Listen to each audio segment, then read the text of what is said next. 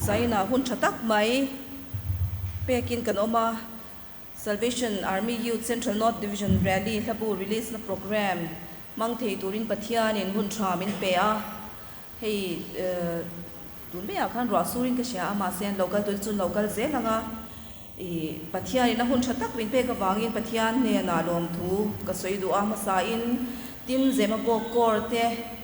division SAY in kan dil da te min ram pi saka hei kor biakin te min mantira ama sai nan he na lom thu division ayo in kan soidu a zaina hiarin information rally information and publicity subcommittee te po ngai lovin zema bo korin media cell thatak me changtung tak me ani ti kan sia anin zaina hiarin min cover vek dona chuwang chuan zaina mobile phone ron keng te po khanin kan mobile phone kha phar chwa ngai lovin media cell kha min cover vek dona chuwang chuan kan ipte a khanin kan mobile phone te kha in khom chung zong chuanin da thaila ti kha kan soidu a tin zaina hianin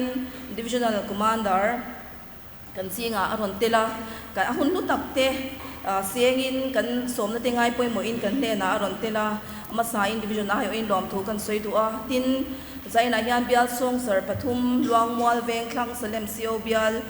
luang mual veng thlang sio bial salem sio bial le durtlang sio bial song sarte kan singa non tel boka tin subcommittee rally subcommittee atang te ponin ron telani ti kan sia le mi dang song song roka song song te division SAY ayo in amasa in local awangin lom thu kan soidu ani chuan zaina kan program hi tlem tha ko ma chuan nakida tu langin kan ron soi se langa amasa in pathian thu lo ngai thapatang u zaina bible sang karon siar du hi sam zale somngana kha ania sam zale somngana lo chiarang lalpa fakru chu fakru pathian chu amun thiang le ma chuan fakula athil ti theina boruak zau taka khian ama chu fakru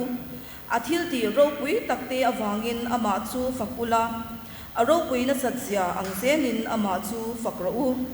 todorotri in ama chu fakula per khuang le chingchangin ama chu fakru khuang te le damin ama chu fakula chingchang ti sang le pheng longin ama chu fakru darben thekri thumi in ama chu fakula darben thekri fiak mi in ama chu fakru engkim to thei to phot chuan lalpa chu fakro se lalpa chu fakru ti thleng ni se athu kan ti rik tak te kan savai kan lalpan mal min som sakro se lalpa chu faklak pathian ni a chu wang chuan zaina po hian praise and worship te kan nei dona music ministry in min kai shwai dona chunga te po chuan kan thiang tok tokin pathian kha kan fakin kan choi moi don ya ti kha kan soi du a tin zaina kan program hi zaina in maron ding hi zulvelin valro sang area assistant financial secretary central north division SAY kania tin bible siara tong china nei tur hian laldin puya parte executive council member aron dinganga chuan smita pu lal thasanga pulal thasanga hi nakina kan ko mayanga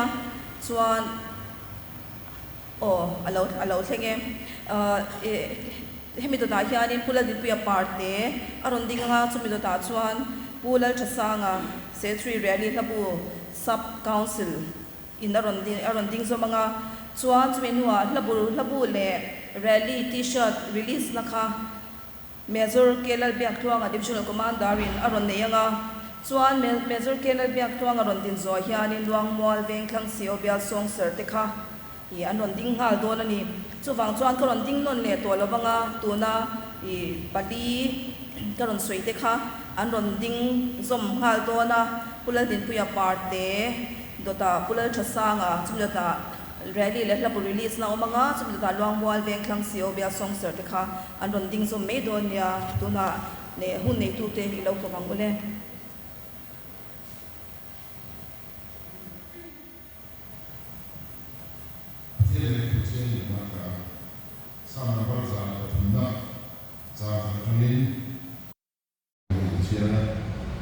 Open na pa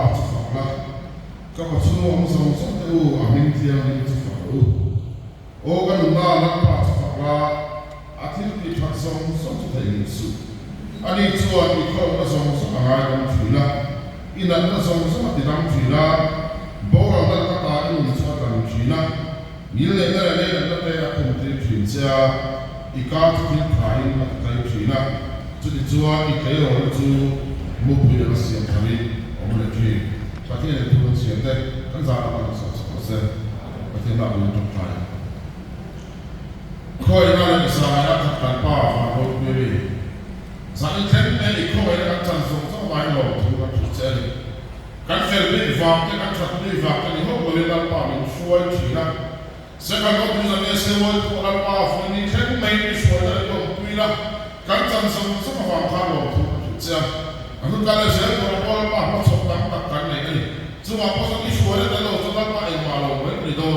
สายไปอัดทันนั่งมาเป็นการช่วยทำเลยละถ้าเราเทียบกันว่าเฮ้ดิวิชั่นเซ็นทรัลก็ดิวิชั่นชัวร์ชาลาเป็นบาร์โซนสุดเลยนั่งมาเป็นคนคนเดียวเช่นดิวิชั่นเราว่ากันมาดิวิชั่นเอสโอเรย์กันตัวป้านั่งมาฟังกันตัวป้าหุ่นละพูดเลยละป้าที่สัตย์เนี่ยการเสียดีอ่ะเฮ้เดี๋ยวป้าเดี๋ยวคุยกันตัวป้าสายอะไรข้าวสังของตัวเนี่ยเฮ้เราว่าอินเดียที่ไอ้กินกันพวกเซนซ์ก็เดี๋ยวคุยกันมาเป็นสักละมิชิโร่คุยกันเลยนั่งมาฟังกันตัวอย่างเงี้ยเดี๋ยวคุยกันตัวป้าเป็นสักตัวเซนสายกันเราบุรีสุดตัวเราไปตัวกันหลายที่สายกันข้อมาเป็นสักตัวอ่ะตัวใช้ที่ต้องคุยละกันดูในตัวส่งส่งแต่ละไอเทมในตัวส่งแต่ข้าเราที่เรามาเป็นสักตัวเซนที่เรื่องตัวจะเป็นสายส่งกันทีละ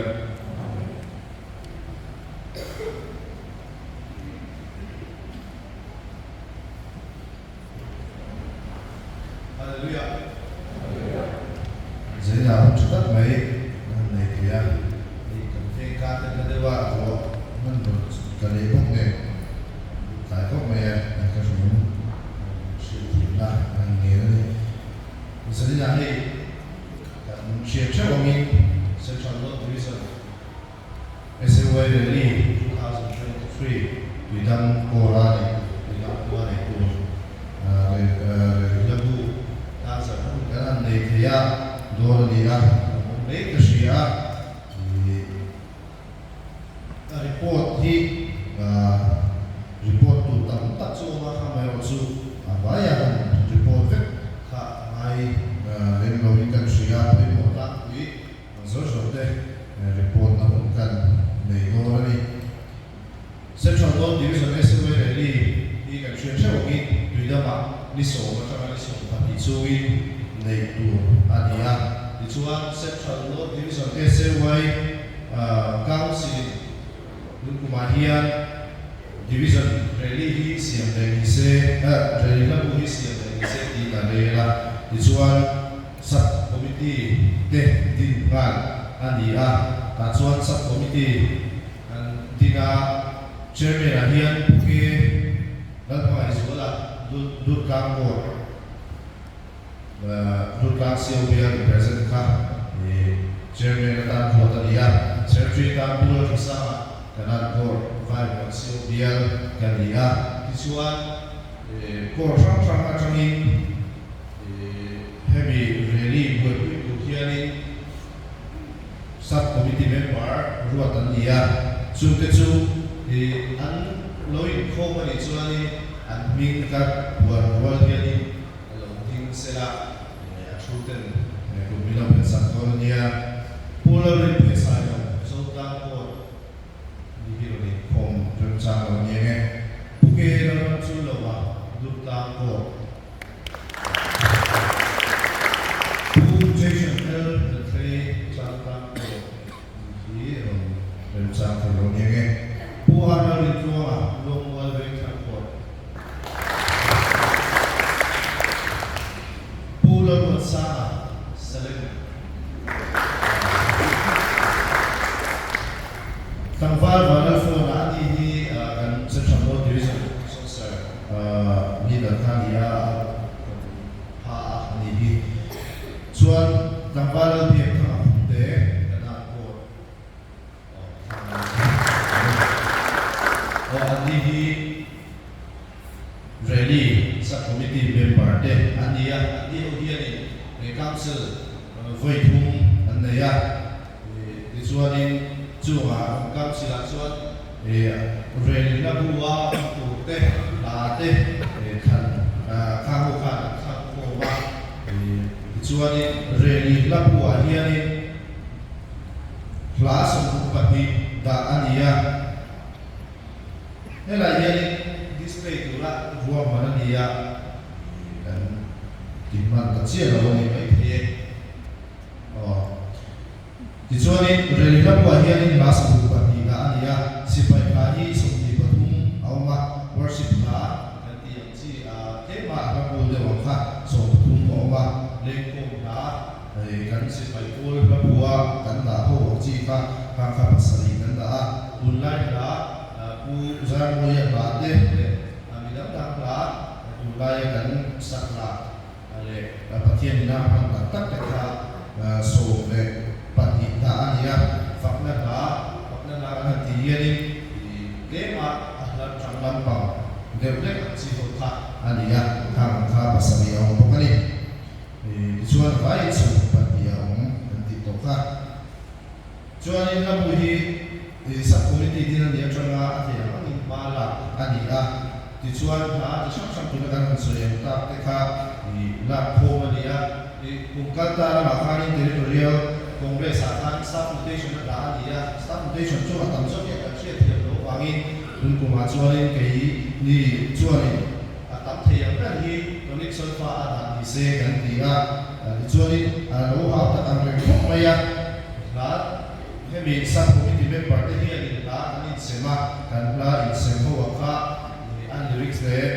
asofa te kha ma dia lo in buat sa mek tu kan in lo man mek tu ra ta khom le mek tu ri kan han dia a mai ro chu ni computer sang sang han ti lo kha ni ana khom le na kha ni a lo pe kha ko a fon ste lo dang lam china wangi di a sang sang ni kha ti ta lo wa ti chuan puke la ram chu lo wa kan committee members sing me ka ko mi hian ma in lo khoi de maya hi chuwa lo kan se ta me wa ti chuanin ani hian action pa dur ta mi action pa kha an action pa ne hian tangwal si van romoya ania chikha ka lo tin ti the ina ko ngai na ram chuan in lo ding se la ko le ko an ka ni hian an khoi de cha cha dei va munin kan ringa ni kan ve ka ni na to ma an ten tui do tui kan en tui thi chia lo na ta ko ma di khanin an lo khoi cha cha la so tui na ta sa thein mi han pe sa theya chuwa lo thu kan se tak me ani ti choni ka kan ko te ate ania lom thu se na ni se ta kha kan sa va ya ti thi ani lo wangi mi pa hi ni khani ti pa to sui pa thia lo na ngai ni te pa to sui na lo ko ya lo man te ko han sien kan du vi wa ma lo chu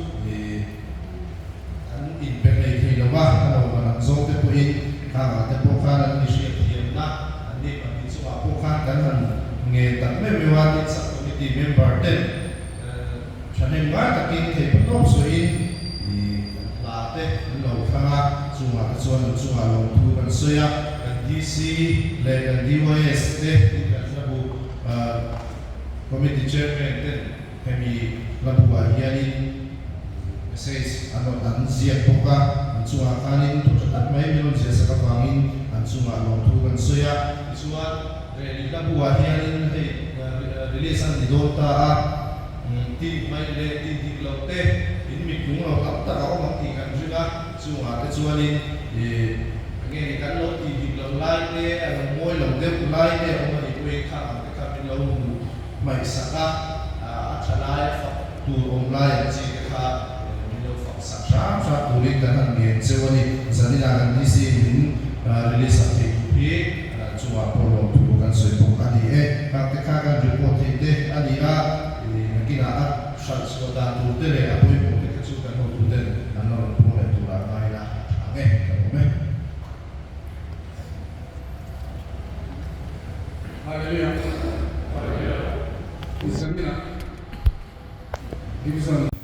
SAY Council malak na in Central North Division SAY Rally kan ni na tura organizing committee te din ni im subcommittee sang te malak na ahlo tlin na kan muzela thokrim tu te wangin lom thu ka sweni ti chuan labu lam pathian kan fal kan choi moi na tur bua sai tu ten zanina tlang zak thei tura an pe hi lom katia an chunga lom thu ka soi bukani tin hehun lutak Division SAY Council ten program an bua sai masel thalai nol puitan nilo an bua saya hun nei tura an som local te awang te hian lomom katia ama ero chu kan fluai tu thu kan oi lo kut ben hun tur voi ni asoya kut ben hun tur voi ni asoi ala theng lawa kut kan benga ko fran hian kor te hian in rel bol ni te kan nia he kan in ngai poi mo sak tra in ka fia zema go kor te hian kut ben an phal lo ni loven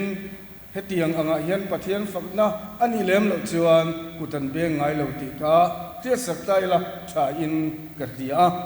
chu kan zawaya kan in rel bol na kunga za umna kan in hum him tlan i tha in katia kan soidu ani kan labu chungchanga chuan soitur kan ei vak lova chan chu kala mu lo wangin eng hlange umdon ka thelwa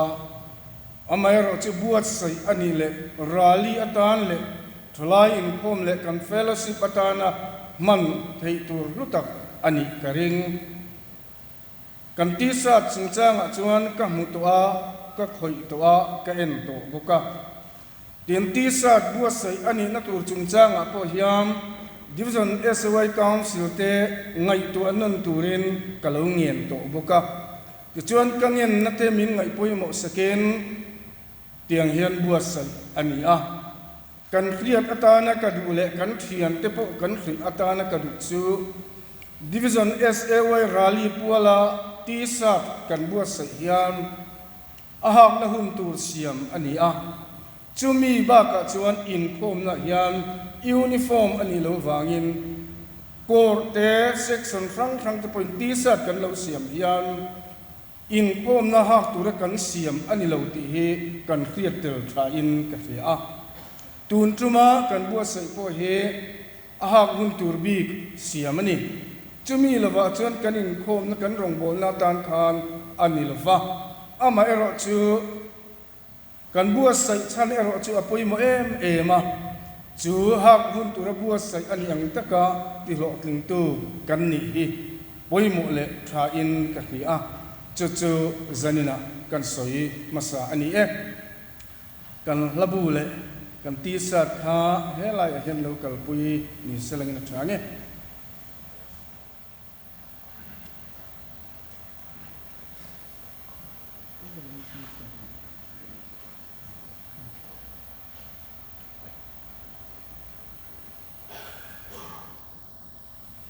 Central North Division SAY Rally puala labu buat sai thalai ten lalpa kan faka kan choi moina atana man ropoi mo tak tur chu pale fa pale kharau thiang mingin lalpa ro puina turim tangkai taka ama kan faka kan choi moina turim zanina hian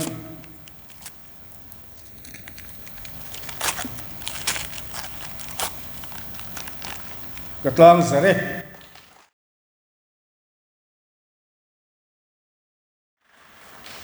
ka voi khat muna nia midang te po bu sai tu ti lo chu kan voi khat muna ani deu vek karing a hlu le mai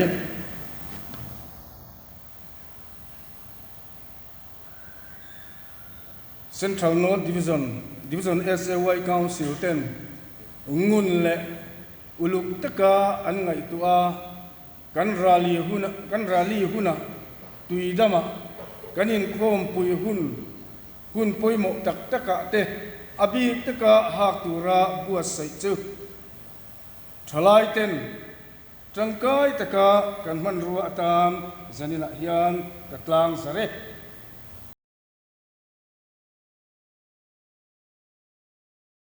Central North Division Salvation Army Youth Rally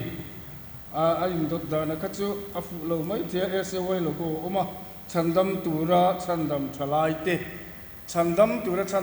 te ti hi kan rally tu pui tu ani bok ani trung trai na niang trung trai yang lalpa chungnung ber kan pathian min mangai tu I that na te ingil ni na te kan chunga ilan tira imal som na tam tak min pe a zanin hun thengin I ruai na dum tak noya helai muna SAY te min ruai khom le awang le Division SAY Council ruam man na a kanin khom pui huna nangma kan faka kan choi moi na turte labu thatak mai mo phurtu ten thanem ngai taka nangma ron chung an bo sai chu nangma fakle choi moi na tan I ro pui pon chu na le I thil ti theina thalai ten kan mu na turim klang zar alo ni ta a he fakna labu mang hian kan ne na in lar la he fakna labu mang hin thalai te min kan la he fakna labu mang nge hian I tharau thilim na to kan ne na lo thing se chu tiang tur chun lalpa zen I khongai mal som na kan ron nge na ni kan labu mal som la min man sakang che amang tur te zong po tharau mun katin min pol la idu zom ti turin nangma faka nangma choi moi turin mal min so mang che chuti rual chuam kan ho tu ten ngun te ka an ngai tuin in khom pui huna thalai ten ang khata in cheina te kan nei na turin ti sa ten buat saya heng te po hilal pa kan pathian kan din mun nangma in ang tlang kan ni na tarlan man ruwa poimo tak ani thena turin nangin mal min som sakla I minga I ro puina tura zanina thil tlang zaralo umta te nangin mal som la amang tu anei tu zong tem trangkai taka allo manna nangma fakle choi moina man ruwa atana mal som la ni theinan mal min som sakang che heng kan nei theina tur ta na mo phur tu zong te thorim na wang poin lom thu kan khil cha anin pe na le thanem ngai na nangin mali so ma fin na in I thuama hetiang kan lo nei thei ta hi nangma ro poina tur lo ni fek ro se kan lalpa isu mingin kan di le che amen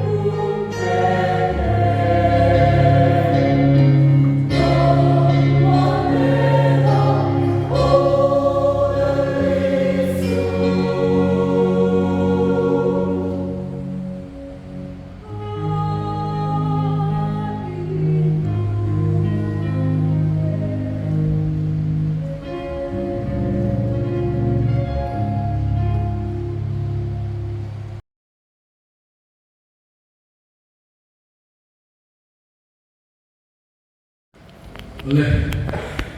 kan ria kangin zena hian karil ro lu dan chuan pathian thu cha ngai thatura local form kan ni chi lovin ka hria rally labu tlang zarnate t-shirt tlang zarnate nei turin kan local ania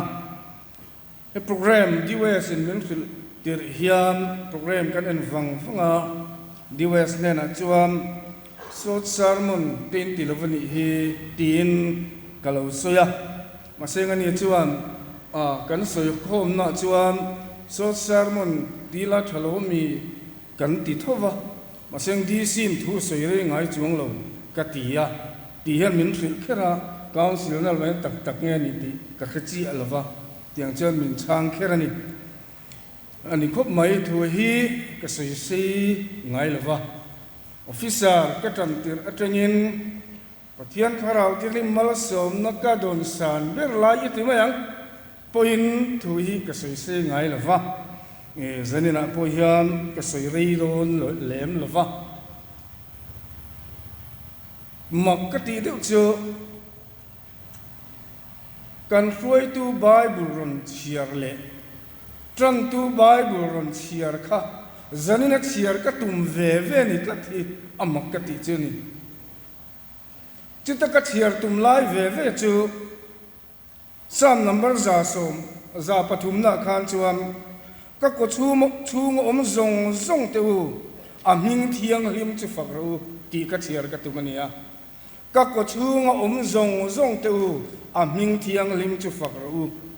tin sam number za som nga na kham roi tu ang buk khan chang khata changa to pheng chang ru pheng chiar tum tho kania chita karon khan bi lai chu eng kim tho thei to phot chon lalpa chu fakro se lalpa chu fakro ti kha ka chiar tumania zanina ka chiar thar ngai lovin hun ron mang tu te ve nan ron chiar kha enge chan niang o kati he hunatan hiam ril mun khat tum mun khat ngai to na thu mun ka ngai to na a voin chanua kham he kan tho puite ho nuwa ke ma in ka oma chata chuan zanin hunatan hiam ngai to na kania thil dang ti pa in chata chuan ka thin lunga pathian thu lo chu eng kim tho thei to phot chuan lalpa chu fakro se lalpa chu fakro fakna labu kan tlang zak do na chu tianga thin lunga ril ru tong trai na kanai laya lo heng ani ka ko chung zong te u aming thiang lim chu fakro ham ti te hi kang tan hiam apoimo le mai tira u chu wang chuam heng pathian thu zanina kan ngai ak ho to te hi rilo te thil dang soi pa in zena hian kan ngai to ho do na ni tuna chuam zaipol ka ko tura te kha dur salem siu bial zaipol te kha hun nei turim kan so mange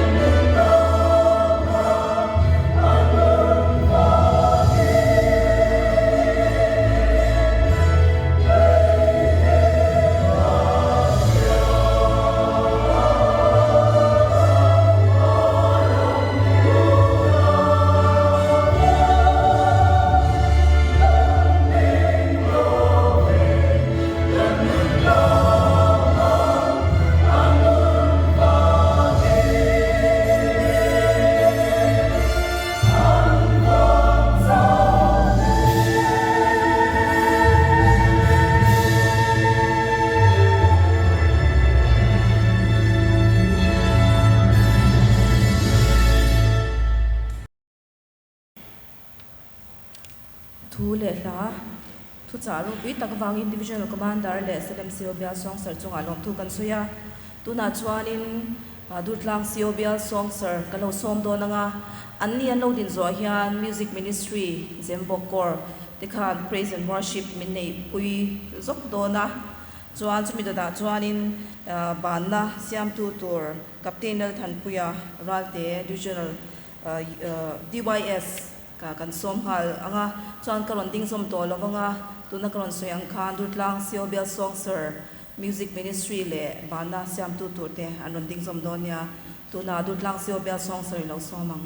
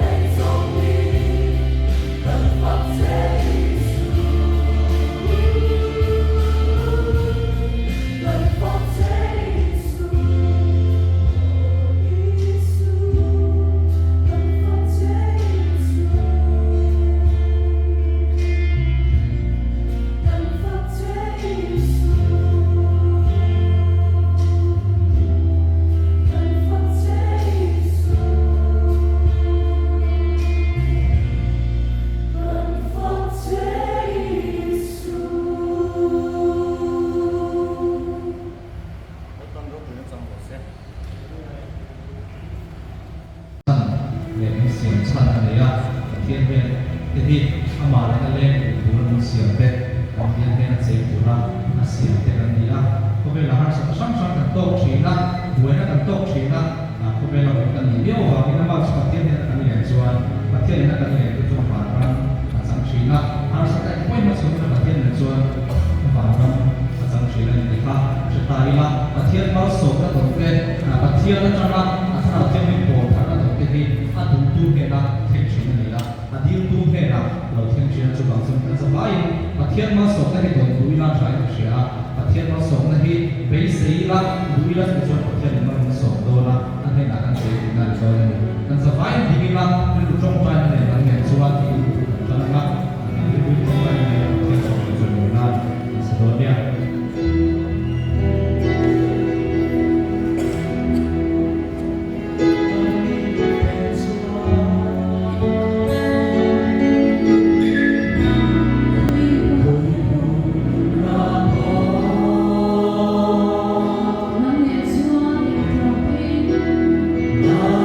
Let's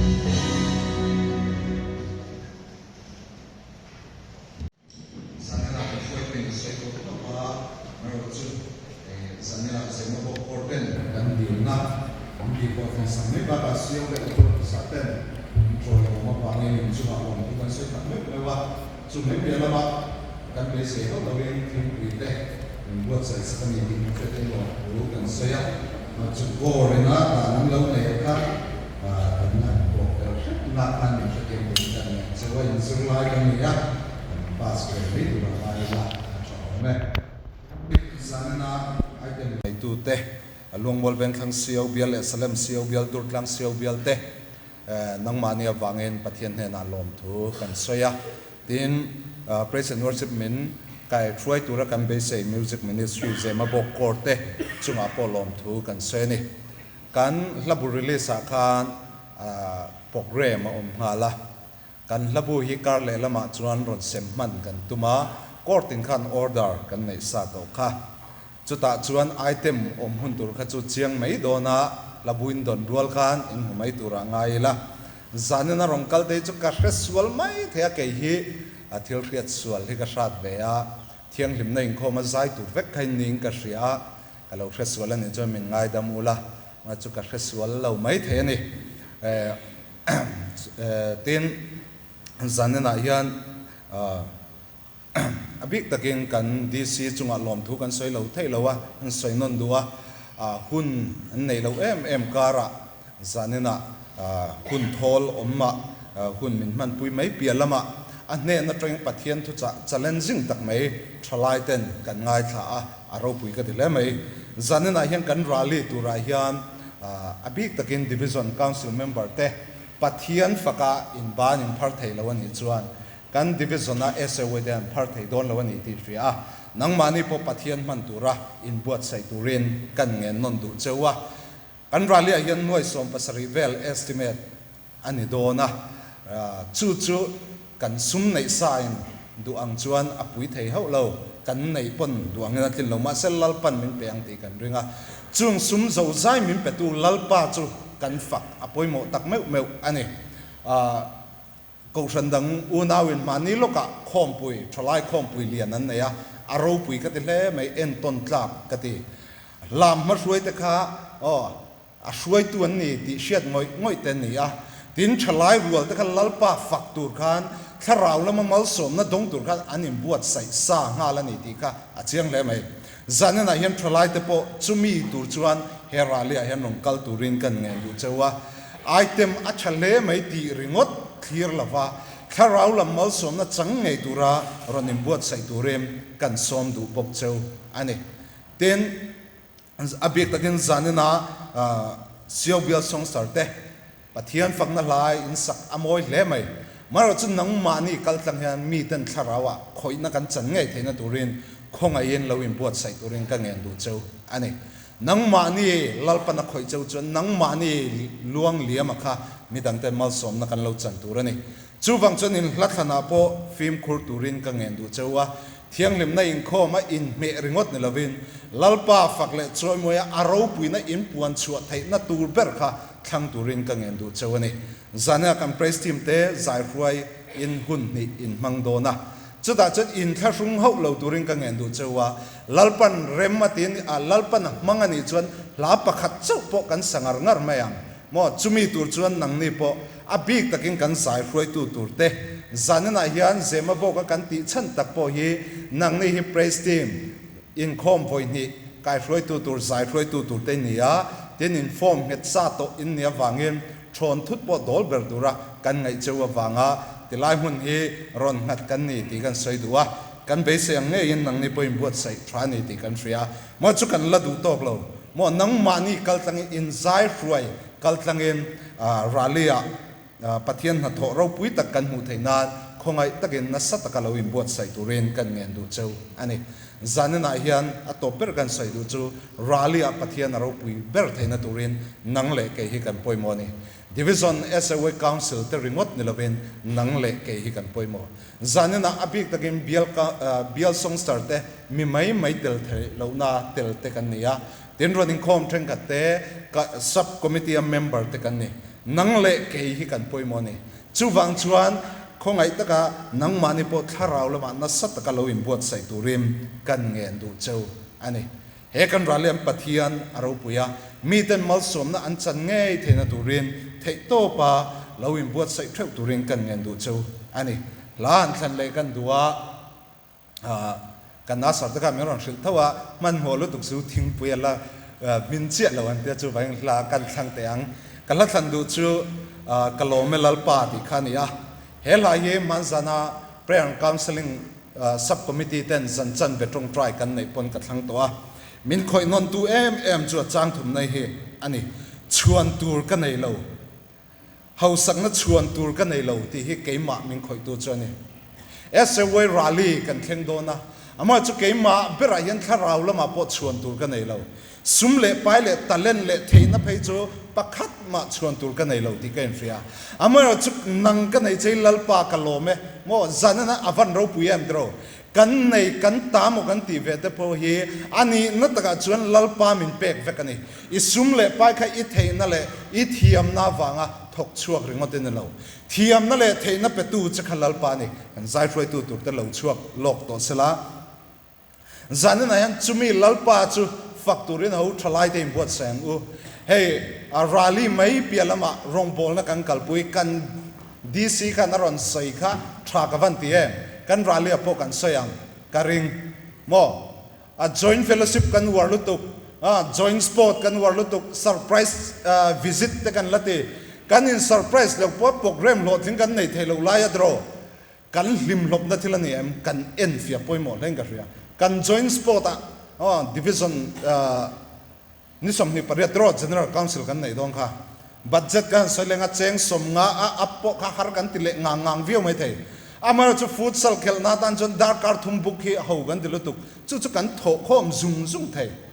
mo sport na tan te joint meet engamo kan lim lop na tan ni chuan kan ui lawani ti ka ria na kum phei chu kan ron ti trok mai thei ni ko ra roi tu tam takin om lo in ring sa de ro zanena hian kan DC na mem fu yang khan SOA lalpa rong pol na tak taka hian ho thanne mi nga yang u ting kan in fu non ve ani